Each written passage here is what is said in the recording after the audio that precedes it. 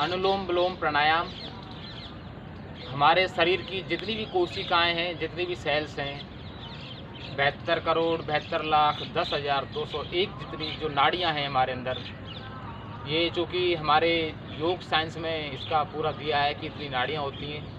ये नाड़ी हमारी शुद्ध होती हैं अनुलोम विलोम प्राणायाम से। एक एक अंग में ऑक्सीजन का संचार हो जाता है, हमारा रक्त शुद्ध होता है। क्योंकि रक्त में ऑक्सीजन यदि पूरी रहेगी तो रक्त का जितने भी पैरामीटर हैं वो सब बैलेंस रहेंगे। जब ऑक्सीजन की कमी आती है किसी भी अंग में, ऑक्सीजन का जो ब्लड के अंदर जो जाती है ऑक्सीजन, जब वो कहीं नहीं पहुंच पाती तो हमारा वही अंग फिर रोगग्रस्त हो जाता है। तो अनुलोम विलोम प्राणायाम सबसे लाभदायक, सबसे ज़्यादा लाभदायक और करने में सबसे आसान, लेकिन इसकी सही विधि हमको पता होनी चाहिए। इसमें कुछ सावधानियां भी हैं जो कि आपको उनका पालन करना होगा।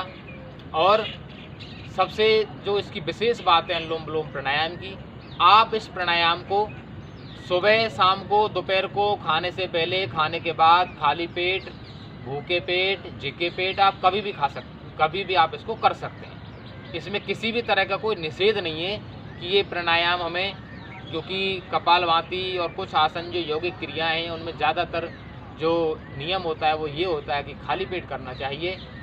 लेकिन अनुलोम विलोम प्राणायाम जो है हम इसको कभी भी कर सकते हैं। तो इसमें विशेष जो सावधानी की बात है वो यही है कि सांस हमें आराम से लेना है और आराम से छोड़ना है। 5 सेकंड में लगभग हमें सांस अंदर लेना है और 5 सेकंड में हमें सांस बाहर करना है। एकदम से ज़ोर से नहीं लेना है, क्योंकि जब ज़ोर से हम सांस लेते हैं तो उससे सिर भारी हो जाता है और जिनको उच्च रक्तचाप की समस्या है, हाई बीपी की और माइग्रेन की समस्या, इससे बढ़ जाती है। वैसे नॉर्मल अनुलोम विलोम करने से उच्च रक्तचाप और माइग्रेन ठीक होते हैं, लेकिन यदि इसको बहुत ज़्यादा तेज़ी से और सांस एकदम बहुत तीव्रता से लेते हैं तो उससे दोनों रोग बढ़ जाते हैं। तो इसमें विशेष सावधानी यही रखनी पड़ती है। दूसरी एक सावधानी और है, यदि सर्दियों के मौसम में आप अनुलोम विलोम कर रहे हैं तो आप दाहिनी नासिका से प्रारंभ करें, क्योंकि दाहिनी नासिका सूर्य नाड़ी होती है जो कि गर्म प्रकृति की है, और बाईं नासिका हमारी चंद्र नाड़ी होती है जो कि ठंडी प्रकृति की होती है। यदि आप सर्दियों में कर रहे हैं तो दाईं नासिका से प्रारंभ करें, और यदि आप गर्मियों में अनुलोम विलोम प्राणायाम का अभ्यास कर रहे हैं तो आप बाईं नासिका से प्रारंभ करें। ये 2 सावधानी आप रखें। उसके बाद अनुलोम विलोम प्राणायाम आप कुर्सी पर बैठें, लेट कर करें, आसन लगा कर करें।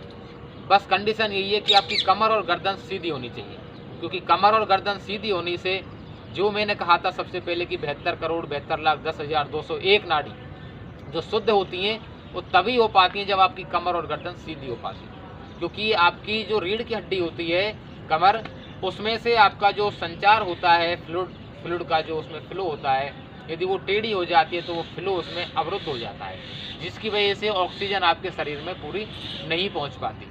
तो कमर गर्दन सीधी रखते हुए जब अनुलोम विलोम प्राणायाम का आप अभ्यास करेंगे तो पूरा लाभ आपको मिलेगा। हाथ की जो पोजीशन है, चूँकि एक हाथ से करना होता है हमें, कोशिश करें आप दाहिना हाथ उठाएं और बायां हाथ आप ज्ञान मुद्रा में रखें। दाहिना हाथ आप ऊपर उठाएं और पोजीशन इस तरह से बनाएं कि आपका अंगूठे से दाहिना नोस्ट्रल बंद हो, उंगलियों से आपका बायां नोस्ट्रल बंद हो। अब चूँकि गर्मियों में यदि करना हो तो पहले दायां नोस्ट्रल बंद करें, बाएं नोस्ट्रल से सांस इनहेल करें।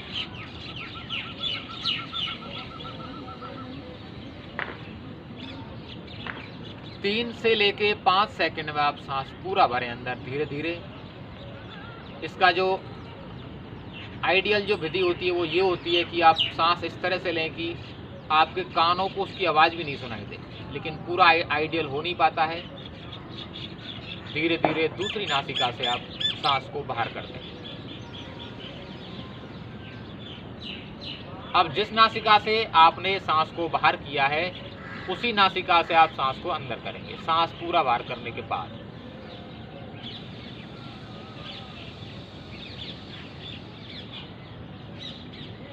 और दूसरी नासिका से सांस को बाहर कर दें।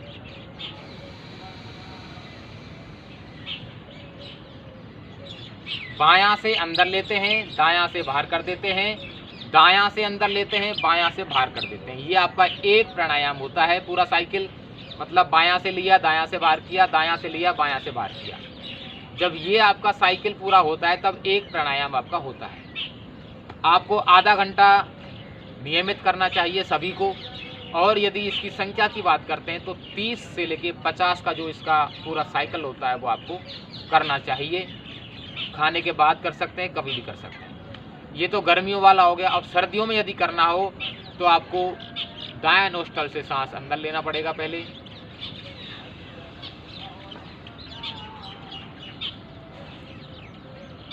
बायां से बाहर,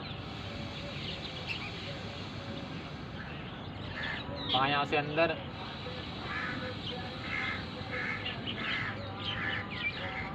दायां से बाहर। क्योंकि आपने देखा होगा इस प्राणायाम में करने में मेरी आंखें बंद हो रही हैं, क्योंकि मैं इसका अभ्यास करता हूं तो स्वाभाविक रूप से बंद हो जाती है, क्योंकि इसका अभ्यास है।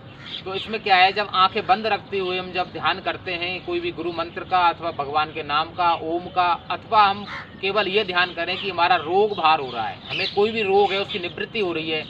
यदि कोई रोग भी नहीं है तो जो भी आपके अंदर दोष है, कोई भी आपका मन का कोई दोष है, कोई आपकी कमजोरी है, कोई कुंठा है, यदि आप उसको भी बाहर करने का संकल्प यदि करते हैं आंख बंद करके, तो आपका निश्चित रूप से वो दूर होता है और आपका ध्यान लगाने में मदद होती है।